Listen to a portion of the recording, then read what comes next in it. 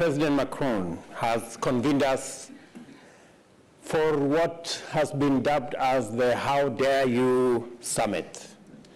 And for sure, I think we have confronted financial orthodoxy. We have confronted shareholder power, global capitalism, and corporate power.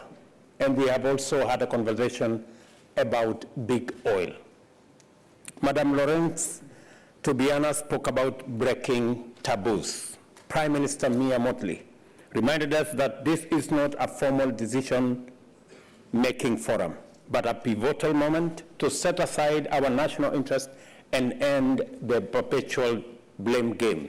I want to repeat here again, as I did before, this is not about North versus South. It is not about emitters or non-emitters. It's not about the rich versus poor, climate guilty or innocent, and the powerful or the powerless. It's about all of us, big and small.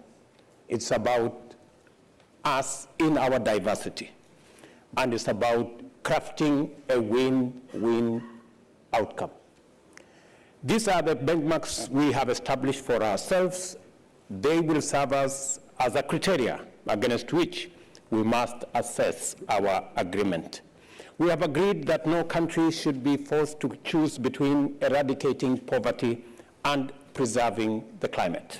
We have agreed on some additional resources to support the vulnerable and the poorer countries. We have advanced discussion on reforming the governance of the multilateral development banks. We have progressed the conversation on a new global source for financing for climate and the mechanisms that can be put together to insulate us from national interest and global power structure whose decision-making processes include all of us and not just a few shareholders. We are agreeing that for the first time, as we leave Paris, President Macron, and you have been incredible. You have run this like Kenyans should do. You have run it like a marathon.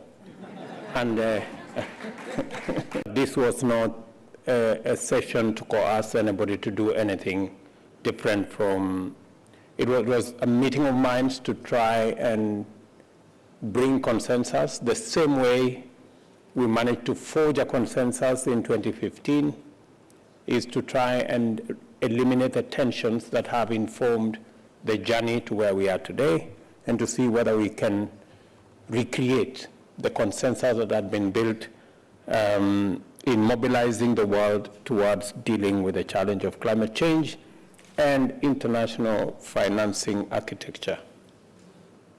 This was not a session to discuss, although all of us are signatories to the UN Charter that respects independence of countries, boundaries of countries.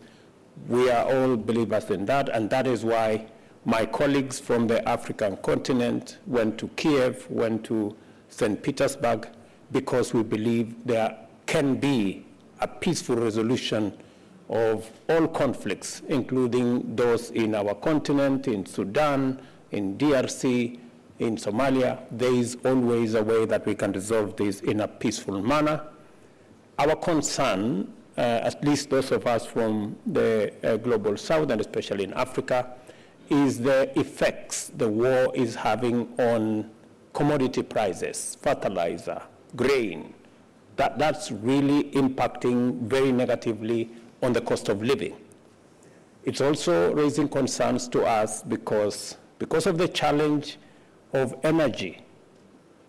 Russia having done whatever they did, many countries are going back to fossil fuel. You know, the examples are out there. We're getting reports that maybe the UK is going to switch on their coal plants. I think that's not good for what we are trying to deal with. It's not good for the challenge we are faced with, the existential threat that faces humanity. The moment we engage the reverse gear about the things that we had done and we thought we were making progress, it concerns not just us, but I'm sure it concerns humanity. The ultimate judgment of our success does not rest in our hands. In the coming days, the world will pass the verdict on us. But I must say, being part of this conference, we have made tremendous progress. I would have preferred to see a firm commitment building on the G20 debt suspension initiative to deploy a portion of the new development finance sought to provide greater fiscal space for heavily indebted countries by refinancing their maturing debts on more favorable and extended terms. Many of our countries lack the necessary fiscal room to take on additional debt. And we're saying this, as we discuss this new financing system, we value the incredible support by the multilateral development institutions, World Bank and IMF. We also have a wonderful relationship with China. They finance our infrastructure development. The tension between the West and China is unhelpful, is unnecessary, and is as useless as the tension between the North and South when we discuss climate change. That is not necessary. We must find the formula that will bring all our financing to respond to three issues: urgency, scale, and to make it much more affordable. That is the conversation that we want to have, and hopefully we have laid the seeds of that conversation to happen. Again, thank you, President Macron, for making it possible for China to sit here and for the West to sit here, and those of us from the African continent to be in the equation. We don't take it for granted. Let me mention three straight things. Number one, we are bringing our ideas. We've had a very honest but candid conversation around the table. We've had others, but they've also listened to us, because we believe that we do not want anymore to be a continent where people complain, where we are victims, where we are the corner. We believe that Africa can step forward in a very proud way to work with the rest of the world on the challenges we have and provide solutions. We agree, for example, with the suggestions that it could be difficult, maybe nations, maybe when we talk about national interest, how do you enforce carbon tax? How do you enforce shipping tax? How do you deal with financial transaction tax? I mean, they are legitimate concerns. But I dare say, those who met in that little room in Bretton Woods had as difficult choices to make as we have today. But they didn't walk away from it. They forged a consensus. I think in the world we live in today, there is a lot more creativity, there is a lot more innovation. Technology can give us the opportunity to levy this tax, raise the resources, and be able to give as many, including the third issue I want to say, what Africa is bringing. We are the continent with the largest renewable energy reserves, whether it is wind, solar, geothermal, hydro. How are we going to raise the resources to unlock the huge potential in our continent? It is by having this kind of candid conversation. It is by bringing our ideas on how we can be creative, how we can be innovative, how we can leverage on technology so that we can raise the requisite resources to unlock the Hinga Dam that is giving us nightmares, which can provide electricity to 15 countries. We still have 600 million Africans who do not have access to electricity, 900 of them without access, 900 million of them without access to clean cooking energy. We need the scale of the resources that we are discussing and to democratize the raising of those resources so that it becomes a lot more easier to make decisions going into the future. So finally, let me say, Africa is coming with ideas. We are coming with our resources. We have the largest renewable energy resources. 2/3 of the world's arable, uncultivated arable land is in our continent. We have the youngest population in the continent. These are assets that Africa is coming to the table with so that we can provide an outcome that is win-win, contributed by everybody. We have agreed that we have to rethink. We are in a new normal.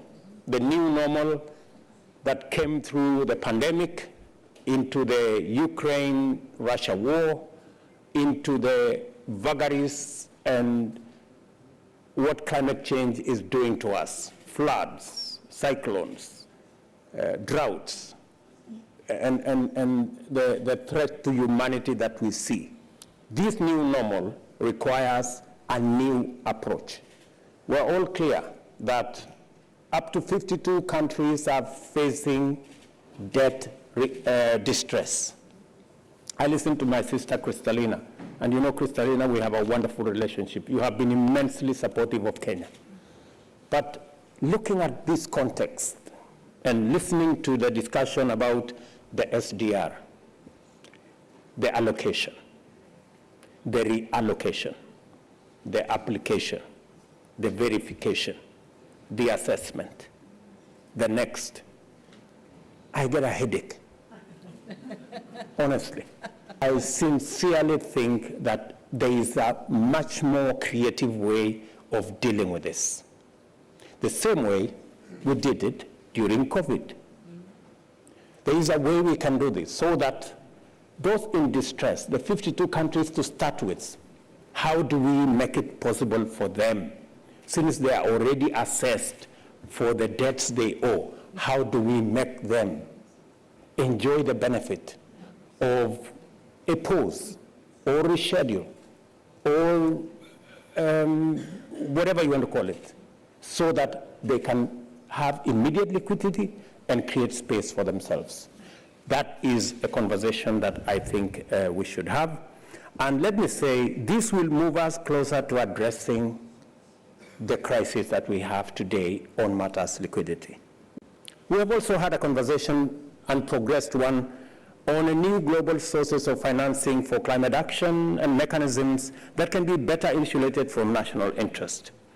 This will move us close to addressing the climate crisis as a global common good, as opposed to something that we have to play a balancing act with the national interest on one end and do this at scale. So they can do this at scale, urgency, and which as if our existence depend on it. Let me clarify.